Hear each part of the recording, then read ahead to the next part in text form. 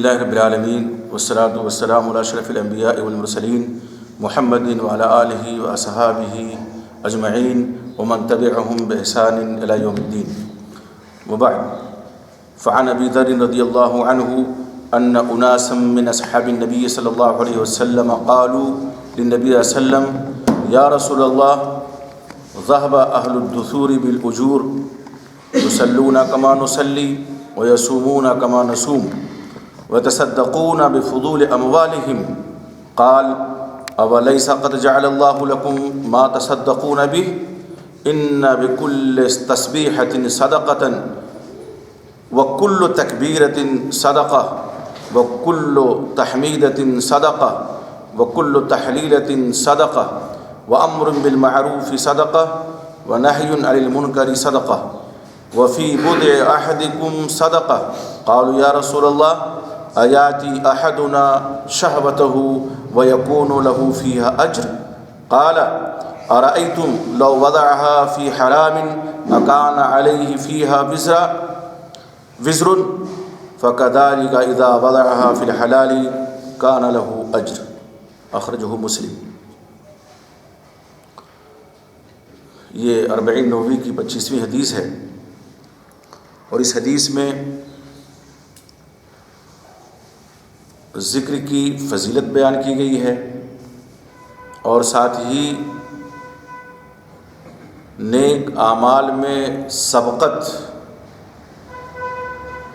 لے جانے کے تعلق سے صحابہ کرام رضی اللہ تعالیٰ عنہم اجمعین کا حرص بیان کیا گیا ہے۔ اس حدیث کے راوی حضرت ابو ذر غفاری رضی اللہ تعالیٰ عنہ ہیں، جن کے بارے میں اس سے قبل بتایا جا چکا ہے، نام جندب بن جنادہ ہے۔ کہتے ہیں کہ نبی اکرم صلی اللہ علیہ وسلم کے اصحاب میں سے چند لوگوں نے نبی اکرم صلی اللہ علیہ وسلم سے کہا، اے اللہ کے رسول، ذهب اہل الدثور بالاجور،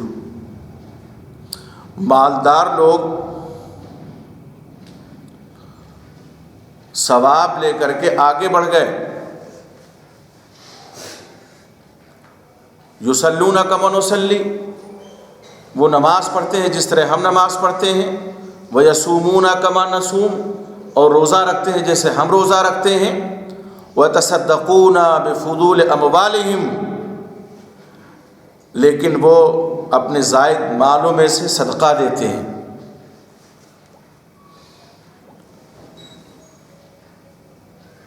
قال، تو آپ صلی اللہ علیہ وسلم نے فرمایا، اولیس قد جعل اللہ لکم ما تصدقون به، تمہارے لیے بھی تو اللہ تعالیٰ نے صدقہ کا سامان بیان کر دیا ہے۔ کیا ہے؟ فرمایا کہ ہر تسبیح صدقہ ہے، یعنی کوئی بندہ جب کہتا ہے سبحان اللہ تو وہ صدقہ ہے، اس کا یہ کلمہ جو وہ ادا کرتا ہے تسبیح کا۔ وَكُلُّ تَكْبِيرَةٍ صَدَقَةٌ، اور ہر تکبیر یعنی اللہ اکبر کہنا یہ صدقہ ہے۔ وَكُلُّ تَحْمِيدَةٍ صَدَقَةٌ، اور ہر تحمید یعنی الحمدللہ کہنا یہ صدقہ ہے۔ وَكُلُّ تَحْلِيلَةٍ صَدَقَةٌ، اور ہر لا الہ الا اللہ کہنے جتنی مرتبہ بھی بندہ لا الہ الا اللہ کہتا ہے اتنا صدقہ اس کو ملتا ہے، صدقے کا اجر۔ اور امر بالمعروف یعنی بھلائی کا حکم دینا صدقہ ہے، منکر سے روکنا صدقہ ہے۔ وفی بضع احدکم صدقہ، اور تمہاری شرمگاہ میں بھی صدقہ ہے۔ قالو، لوگوں نے کہا، اے اللہ کے رسول، ہم میں سے کوئی شخص اپنی شہوت پوری کرتا ہے، یعنی اپنی بیوی سے صحبت کرتا ہے، تو کیا اس میں بھی اجر ہے، ثواب ہے؟ تو آپ صلی اللہ علیہ وسلم نے فرمایا، اچھا بتاؤ، اگر تم میں کا کوئی شخص حرام میں اس کو ڈالے اپنی شرمگاہ کو، تو کیا اس پر گناہ نہیں ہوگا؟ تو اگر حرام کاری کرنے پر گناہ ہے، زنا پہ گناہ ہے، تو وہ حلال جگہ پہ اس کا استعمال کر رہا ہے تو اس کو ثواب ملے گا۔ آپ نے فرمایا اسی طرح جب اس کو حلال جگہ میں وہ رکھے تو اس کے لیے اجر ہے۔ یہ بڑی مرتب شان حدیث ہے۔ اس حدیث میں سب سے پہلے تو یہ کہ صحابہ کرام رضی اللہ تعالیٰ عنہم اجمعین کتنے حریص ہوا کرتے تھے نیک عمل کرنے کے، اور وہ چاہتے یہ تھے کہ نیک اعمال میں ہم سبقت لے جائیں، اور اسی لیے چند فقراء، چند محتاج صحابہ کرام آپ صلی اللہ علیہ وسلم کی خدمت اقدس میں آئے، اور آپ صلی اللہ علیہ وسلم سے انہوں نے ایک بات عرض کی اور کہا کہ یہ جو مالدار ہیں یہ تو اجر میں ثواب میں ہم سے آگے بڑھ گئے، اور پھر اس کی وجہ بیان کی، کہا کہ وہ نماز پڑھتے ہیں جس طرح ہم نماز پڑھتے ہیں، وہ روزہ رکھتے ہیں جس طرح ہم روزہ رکھتے ہیں، لیکن وہ ان کے جو زائد مال ہیں ان میں صدقہ کرتے ہیں، اللہ کے راستے میں خرچ کرتے ہیں، اور ہم نہیں کر پاتے۔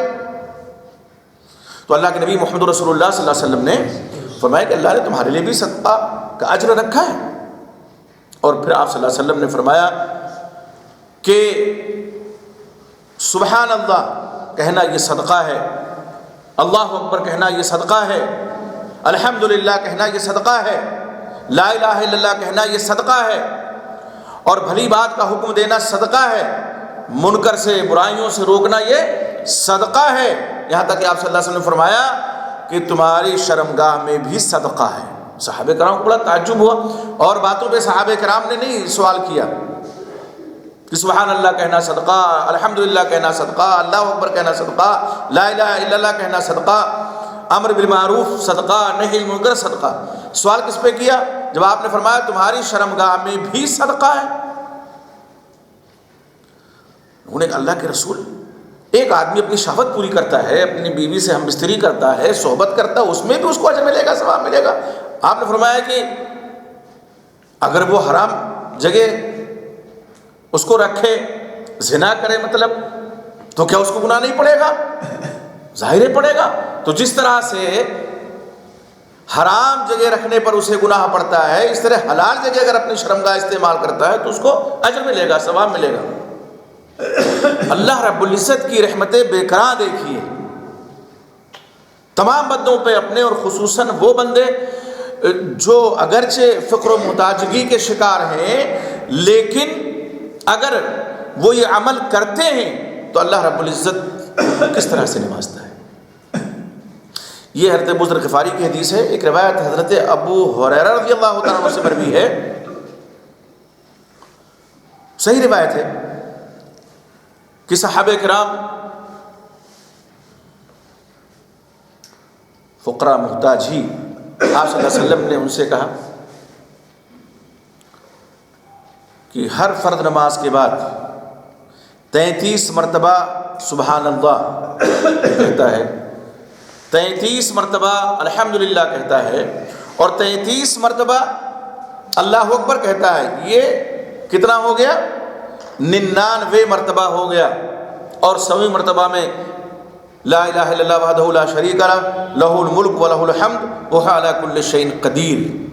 اگر یہ بندہ کہتا ہے غفرت خطایا، اس کے گناہ بخش دیے جاتے ہیں، وَإِنْ كَانَتْ مِثْلَ ضَبْدِ الْبَحْرِ، اگرچہ سمندر کے جھاگ کے برابر کیوں نہ ہو، یعنی گناہ صغیرہ۔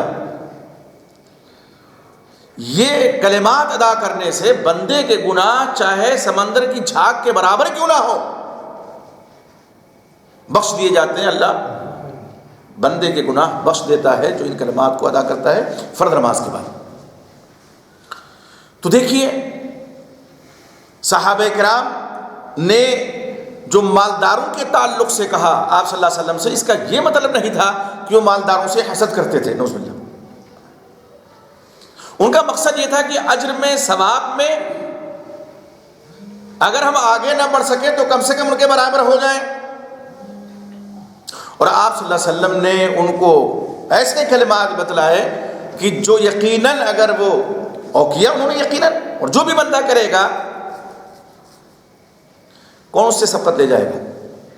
مالدار روزانہ تو صدقہ شاید نہ کر سکے، ہو سکتا ہے ہفتے میں 1 مرتبہ، مہینے میں 2-4 10 دفعہ، وہ کوئی لوگ سال میں 1-2 مرتبہ، لیکن یہ کلمات بندہ روزانہ ادا کرتا ہے۔ وہ فرض نماز کے بعد ہو یا عام حالات میں ہو، اللہ رب العزت کس قدر اس کو اجر و ثواب سے نوازتے ہیں۔ اور یہاں تک کہ اگر اپنی شرمگاہ کا استعمال جائز جگہ پہ کرتا ہے، اپنی بیوی سے ہم بستری کرتا ہے، اللہ رب العزت اس کو بھی صدقہ شمار کرتے ہیں۔ یہ رحمت اللہ رب العزت کی، یہ اللہ کا کرم ہے اپنے بندوں پہ۔ اور یقین جانیے اللہ کی یہ نوازش اور اللہ یہ کرم اتنا بڑا ہے کہ ہم اگر اس کا شکریہ ادا کرنا چاہیں اس کرم و نوازش پہ تو نہیں کر سکتے۔ اس حدیث میں اللہ کے ذکر کی فضیلت بھی ہے، اور اسی طرح سے نیک کام میں سبقت لے جانا یہ مستحسن کام ہے، اچھا کام ہے، اس کی جانب رہنمائی بھی ہے۔ اور تسبیح، تہلیل، تکبیر جو بندہ کرتا ہے صدقہ اس کے لیے لکھا جاتا ہے۔ اس میں بھلائیوں کا حکم دیتا، برائیوں سے روکتا۔ ایک آدمی کوئی غلط کام کر رہا ہے اور کسی مسلمان نے اس کو اس سے روکا، صدقے کا ثواب اس کو ملا۔ ایک حدیث میں آپ صلی اللہ علیہ وسلم فرماتے ہیں من رأى منکم منکرا فلیغیرہ بیدہ وَإِن لَّمْ يَسْتَطِعْ فَبِلِسَانِهِ وَإِن لَّمْ يَسْتَطِعْ فَبِقَلْبِهِ وَذَلِكَ أَضْعَفُ الْإِيمَانِ۔ تم میں کا کوئی شخص اگر کسی کو منکر کام کرتے ہوئے دیکھتا ہے، برا کام کرتے ہوئے دیکھتا ہے، تو اگر طاقت رکھتا ہے کہ وہ ہاتھ سے روک سکے تو ہاتھ سے روکے، اور اگر ہاتھ سے روکنے کی طاقت نہیں رکھتا تو زبان سے روکے کہ بھئی یہ کام جو کر رہے ہو یہ غلط ہے۔ اور اگر اس کی بھی طاقت نہیں ہے تو کم سے کم اس برائی کو دل میں برا جانے۔ آپ فرماتے ہیں یہ ایمان کا سب سے کمزور درجہ ہے، کم ترین درجہ ہے۔ ذالک اضعف الایمان۔ آج دیکھیں کتنے ایسے لوگ ہیں کہ ان کی آنکھوں کے سامنے کھلے بندوں اگر کوئی برائی کرتا ہے تو ٹوکنا بھی مناسب نہیں سمجھتے، کہیں دل نہ دکھ جائے اس کا۔ اور ظاہر ہے کوئی نہیں کہتا اعلیٰ رسول اشہاد کسی کی برائی کوئی کرے، تنہائی میں بھی نہیں سمجھا سکتے کہ کہیں تعلقات نہ خراب ہو جائیں، اور یہ سوچ کے رہ جاتے ہیں وہ کرتا ہے وہ بھگتے گا، اس کو جواب دینا ہے۔ نہیں بھائی، ایسا نہیں ہے۔ منکر کو ہم روک سکیں زبان سے روکیں، ٹھیک ہے ہاتھ سے آپ نہیں روک سکتے، زبان سے کہہ تو سکتے ہیں کہ یہ غلط بات ہے۔ اور اگر ایسے حالات پیدا ہو جائیں کہ زبان سے بھی نہیں کہہ سکتے تو کم سے کم اس کو دل میں برا سمجھنا چاہیے، اور جو دل میں کسی کو برا سمجھے گا وہ ضرور تدبیر کوئی کرے گا کہ یہ باز آ جائے اس منکر سے، میرا بھائی کوئی بھی ہو۔ آپ دیکھیے بنی اسرائیل کی تاریخ اٹھا کر کے اللہ رب العزت نے جن لوگوں کو سزا دی تھی دو طبقے کے لوگ تھے۔ اللہ رب العزت نے ان کو منع فرما دیا تھا شکار کرنے سے۔ کس دن؟ سنیچر سبت کے دن۔ قرآن میں کچھ دن تک تو انہوں نے برداشت کیا، لیکن کب تک؟ یہودی وہ قوم ہے کہ اللہ رب العزت کا بڑا فضل و کرم ہوا اس قوم پہ، لیکن اتنی ہی زیادہ نافرمانی اس قوم نے کی۔ تو ایک ہیلا تلاش کیا لوگوں نے۔ بہت سے لوگ آج بھی زکوٰۃ سے بچنے کے لیے ہیلے بہانے تلاش لیتے ہیں اور پتہ نہیں کیا کیا طریقے اپنا لیتے ہیں، اور بھی عمل کے تعلق سے۔ تو انہوں نے ایک ہیلا تلاش کیا۔ انہوں نے کیا کیا؟ اور اللہ کی آزمائش دیکھیے کہ سنیچر کو شکار کرنا منع تھا ان کے لیے، اور سنیچر ہی کو مچھلیاں بڑی تیزی کے ساتھ آتی تھی، تاتے حیتان شرعن، بڑی تیزی کے ساتھ، اور جتنی تیزی کے ساتھ آتی تھی اتنی تیزی کے ساتھ پھر واپس چلی جاتی تھی۔ انہوں نے کیا کیا؟ ایک ہیلا تراشا انہوں نے کہ سنیچر کے دن مچھلی پکڑتے نہیں تھے، جب آتی تھی وہ سیلاب کے ساتھ، پانی کے بہاؤ کے ساتھ، تو مڈیر باندھ دیتے تھے جیسے ہوتا ہے نہیں، پانی آتا ہے چڑھتا ہے پھر اترتا ہے تیزی کے ساتھ، تو پانی کے ساتھ مچھلیاں آئی، اب مڈیر باندھ دیا انہوں نے، تو اب مچھلیاں پھنس گئی ہیں، وہ جا نہیں سکتی، تب کل ہو کر کے پکڑتے تھے اتوار کے دن۔ جبکہ شکار کے کچھ مقدمات ہوتے ہیں نا، شکار سے پہلے کچھ ضروری سامان آدمی فراہم کرتا ہے۔ ایسا تو نہیں ہے کہ گیا گومتی ندی کے کنارے اور چھلانگ لگا دیا اور مچھلی پکڑ کے لے آیا۔ ارے اگر بنشی کا استعمال کرنا ہے تو آدمی بانس لاتا ہے، ڈوری لاتا ہے، کانٹے لاتا ہے، پھر چارہ لاتا ہے، پھر ڈالتا ہے، پھر انتظار کرتا ہے، اور اس سے بہتر چیز اگر استعمال کرنا چاہے کہ کہیں ایک ساتھ مچھلیاں آ جائیں تو جال کا نیٹ کا استعمال کرتا ہے۔ اور کبھی ایسا ہوتا ہے کہ کئی لوگ مل کر کے کسی تالاب کے کنارے مڈیر باندھ دیتے ہیں اور پانی نکال کر کے جو مچھلیاں ہوتی ہیں ان کو پکڑ لیتے ہیں۔ تو یہ جو عمل کیا جاتا ہے، کیا یہ شکار میں نہیں داخل ہے؟ ظاہر شکار میں داخل ہے، یہ شکار ہی میں داخل ہے۔ اور اللہ نے شکار کرنے سے منع کیا تھا تو شکار کے جتنے اسباب و وسائل ہیں سب کو اپنانے سے منع کر دیا تھا، لیکن انہوں نے کہا ہم پکڑیں گے نہیں، پکڑیں گے تو اتوار کو جانے نہیں دیں گے۔ 3 گروپ میں لوگ بڑھ گئے، ایک وہ جو ہیلا باز گروہ تھا، اور دوسرا وہ جو منع کرنے والا گروہ تھا کہ بھئی یہ غلط بات ہے، ایسا مت کرو، اللہ نے منع فرمایا ہے، اور یہ بھی شکار ہے کہ نہیں؟ وہ تو ایسے ہی ہے کہ مچھلی خرید کر کے لائے اور فریج میں رکھ دیا، نہیں کھایا کل کھائیں گے، تو اسٹور کر رہے ہو تو منع ہے۔ بیچ کا ایک گروہ تھا، وہ کیا کہتا تھا، ارے اگر کر رہے ہیں تو یہ کریں، یہ بھگتیں گے، سزا ان کو ملے گی، عذاب ان کو جھیلنا ہے، ہمیں کیا۔ لیکن اللہ رب العزت نے جب عذاب نازل فرمایا تو صرف ایک گروہ بچا، وہی کون؟ جو نہی عن المنکر کا فریضہ انجام دے رہا تھا، جو روکنے والا گروہ تھا۔ اللہ نے دونوں طبقے کے لوگوں کو، ایک شکار کرنے والے، ایک منع نہ کرنے والے، دونوں کو سور اور بندر بنا دیا، چہرے ان کے مست کر دیے اللہ رب العزت نے۔ اللہ کا جب فضل و کرم زیادہ ہوتا ہے اور ہوا ان پر، تو اسی طرح سے انہوں نے جھیلا بھی ہے نا، جب نافرمانیاں کی اور بغاوتیں کی، اللہ رب العزت کی نافرمانی کر کے اللہ سے عداوت مول لی انہوں نے، تو اللہ نے اسی طرح ان کو عذاب میں گرفتار کیا۔ سور بندر بنائے گئے، پھر وہ ختم ہو گئے۔ ایسا نہیں ہے کہ جیسے کہ بعض لوگ یہ سوچتے ہوں کہ آج جو سور ہیں یہ وہ یہودیوں کی نسل سے ہیں، یا آج جو بندر ہیں یہودیوں کی نسل سے، ختم نہیں، وہ ختم ہے، اسی وقت وہ ختم ہو گئے۔ نشان عبرت اللہ نے ان کو بنایا دنیا والوں کے لیے، اور پھر ان کا خاتمہ کر دیا، ان کی نسل نہیں چلی، اس لیے کہ نسل کا تو کوئی قصور نہیں ہے نا۔ بڑے بڑے سرکشوں، جابروں، ظالموں، کافروں، ملحدوں کی نسل میں بڑے بڑے اولیاء پیدا ہوئے، متقین پیدا ہوئے، صالحین پیدا ہوئے، مومنین پیدا ہوئے کہ نہیں ہوئے؟ طائف کی تاریخ گواہ ہے۔ ابو جہل اللعین کے بیٹے حضرت اکرمہ رضی اللہ تعالیٰ عنہ کو دیکھیے، نسل کا کوئی قصور نہیں، قصور ان کا تھا، اللہ نے ان کو سزا دی، اب ان کی نسل نہیں چلی۔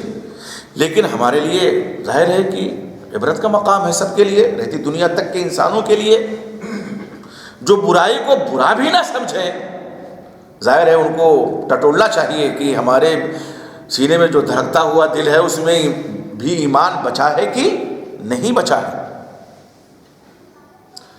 تو امر بالمعروف نہی عن المنکر یہ صدقہ ہے۔ اسی طرح سے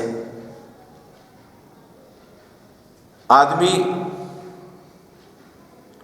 اپنی بیوی سے ہم بستر ہوتا ہے، اللہ رب العزت کو اجر دیتے ہیں، اس لیے کہ حلال جگہ اس نے استعمال کیا اپنی شرمگاہ کا۔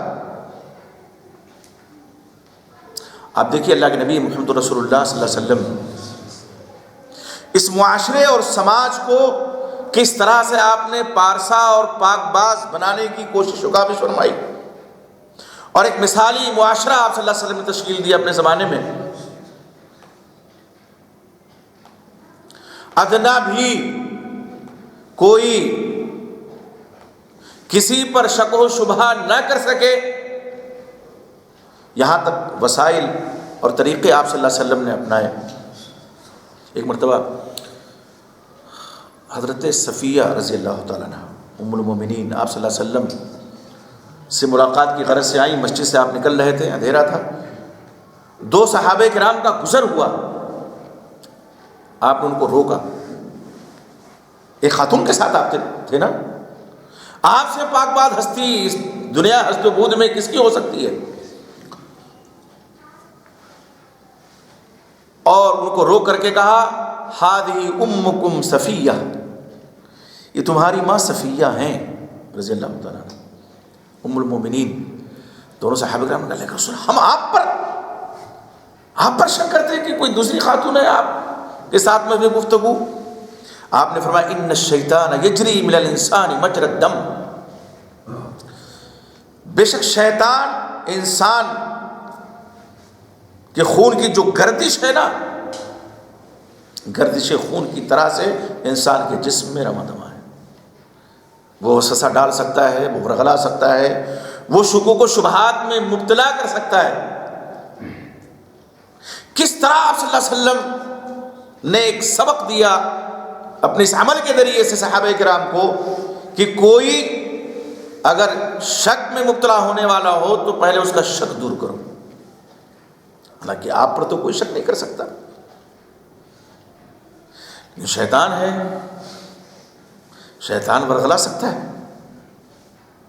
آپ صلی اللہ علیہ وسلم سب سے پاک باز ہستی اور سب سے پاک باز خواتین آپ کے حوالے عقد میں آئیں، ہے کہ نہیں ہے؟ لیکن دیکھیے ام المومنین حضرت عائشہ رضی اللہ تعالیٰ عنہ پر ظالموں نے، جابروں نے اور منافقوں نے کس طرح سے بہتان تراشی کی، اور اس میں کچھ سادہ لوگ مسلمان بھی آئے. ٹھیک ہے، بعد میں انہوں نے توبہ کی، پشیمان ہوئے. حضرت حسان بن ثابت رضی اللہ عنہ جیسے لوگ جن کو شاعر رسول کہا جاتا ہے، لیکن منافقوں کے جھانسے میں اول والے میں تو وہ بھی آ گئے، حضرت مستہ بھی آ گئے. ایک واقعہ ہے، سبھی جانتے ہیں افک کا. تو مثالی معاشرہ کب بنے گا؟ جب آدمی اپنی خواہش جائز طریقے پر پوری کرے گا. اور اسی لیے اسلام کا حکم ہے کہ جب بچے بالغ ہو جائیں تو ان کی شادی کر دی جائے. بہت سے لوگ کیا کرتے ہیں، انتظار کرتے ہیں کہ ابھی تو بزنس مین نہیں بنا ہے، کاروبار سنبھالنے کے لائق نہیں ہوا ہے، بھلے بالغ ہو گیا ہو، جب پیروں پہ کھڑا ہو جائے گا تب شادی کریں گے. بس آپ یہ کون سا تک ہے اور یہ کون سی دلیل ہے، اور یہ کہاں کوئی شریعت میں لکھا ہے جب بچہ پیروں پہ کھڑا ہو جائے تب؟ شریعت کا حکم تو یہ ہے بالغ ہوں بچے شادی کر دو. روزی رساں کون ہے؟ اللہ تعالیٰ. اور اگر آج بندوں کے ہاتھ میں روزی ہوتی کتنے لوگ بھوکے مرتے. اللہ رب العزت کے ہاتھ میں رزق ہے تو اس پر توکل ہونا چاہیے. ہماری جو ذمہ داری ہمیں اللہ نے دی ہے ہم اس کو پورا کریں. تو شادی ہونے کے بعد کیا ہوتا ہے؟ آدمی کی خواہشات جائز طریقے پہ پوری ہونے لگتی ہیں، الا ماشاء اللہ. اسی لیے آپ صلی اللہ علیہ وسلم نے فرمایا یا معاشر الشباب من استطاع منکم الباءۃ فلیتزوج، متفق علیہ روایت ہے. اے نوجوانوں کی جماعت، جو تم میں نان نفقہ کی طاقت رکھتا ہے وہ شادی کرے. فإنه أغض للبصر وأحسن للفرج، اس لیے کہ شادی سے نگاہیں زیادہ نیچی ہو جائیں گی اور شرمگاہ کی خوب حفاظت ہوگی. ومن لم یستطع، اور جو طاقت نہیں رکھتا ہے فعلیہ بالصوم، تو روزہ رکھے. فإنه له وجاء، اس لیے کہ روزہ اس کی شہوت کو توڑ دے گا. تو وہ نوجوان بھائی ہمارے جن کی شادی نہیں ہوئی ہے کم سے کم روزوں کا اہتمام کریں اور دعا کریں اللہ تعالیٰ سے وقت پہ شادی ہو. اور ان کے والدین کو بھی سوچنا چاہیے. جائز خواہش پہ اللہ تعالیٰ اجر دیتے ہیں، ثواب دیتے ہیں، صدقہ لکھا جاتا ہے. بتائیے اللہ رب العزت کی رحمت کتنی کشادہ ہے، کتنی وسیع ہے، اللہ کا فضل و کرم کتنا بڑا ہے بندے پر، ارحم الرحمین ہے ہمارا رب۔ اور اللہ رب العزت ہم سے چاہتا کیا ہے کہ ہم اس کی فرما برداری کریں اور نیک بن کر کے رہیں۔ یہ کب ہوگا؟ جب نیکیوں کے وسائل بندے اپنائیں گے۔ تو یہاں بہت بڑا سبق ہے، اور گویا کہ ایک طرح کا لالچ بھی ہے کہ آدمی جب اپنی بیوی سے ہم بستری کرتا ہے، صحبت کرتا ہے، تو اللہ اس کو اجر دیتے ہیں، تو وہ اجر لے گا یا گناہ لے گا؟ کسی غیر محرم عورت پہ نگاہ پڑی اور اس کو پسند آئی تو وہ کیا کرے گا؟ وہ گھر جائے گا، اگر اس کو طاقت ہے تو کہ بھی پہنچ جائے گھر، اور وہ بیوی سے صحبت کر کے اجر لے گا، نہ کہ گناہ۔ تو یہ حدیث ہمیں نیکی اور بھلائی کے حصول کے بے شمار طریقے بتاتی ہے کہ ہم بھلائیاں کس طرح اکٹھا کر سکتے ہیں، نیکیاں کس طرح اکٹھا کر سکتے ہیں، اور وہ وسائل، وہ ذرائع مشکل نہیں ہیں۔ سبحان اللہ کہنا کیا مشکل ہے؟ الحمدللہ کہنا کیا مشکل ہے؟ اللہ اکبر کہنا کیا مشکل ہے؟ اللہ نے اگر قوت گویائی دی ہے، کیا مشکل؟ لا الہ الا اللہ کیا مشکل ہے؟ اور کسی کو بھلی بات کا حکم دینا یہ بھی کوئی مشکل بات نہیں ہے، برائی سے روکنا بھی مشکل نہیں ہے۔ آج یہ دور تو ہے کم سے کم ہم زبان سے کہہ سکتے ہیں، بھلے علی رؤوس الاشہاد نہ کہیں، لیکن تنہائی میں اپنے بھائی کو سمجھا سکتے ہیں کہ آپ نے یہ غلط کیا ہے۔ تو یہ جتنے وسائل اور جتنے ذرائع اس حدیث میں موجود ہیں نیکی اور بھلائی کے اکٹھا کرنے کے، سبھی آسان ہیں۔ ہاں ایک چیز ہے، جو شادی شدہ نہیں ہیں ان کے لیے ظاہر ہے، تو اللہ کے نبی صلی اللہ علیہ وسلم نے ایک نسخہ کیمیا دیا ہے، فعلیہ بالصوم، وہ روزہ رکھیں، اس سے شہوت ٹوٹے گی، خاتمہ ہوگا شہوت کا، اور نیکیوں کی طرف رغبت بڑھے گی، اور دعا کریں اللہ تعالیٰ کوئی ذریعہ اور سبب بنائے ان کی شادی کا۔